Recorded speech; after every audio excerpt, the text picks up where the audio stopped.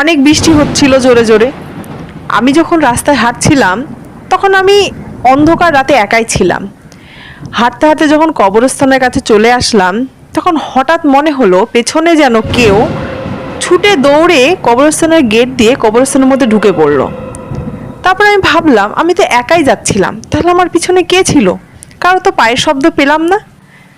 তারপর হঠাৎ করে আমি কবরস্থানের দিকে তাকিয়ে ভয় পেয়ে গেলাম।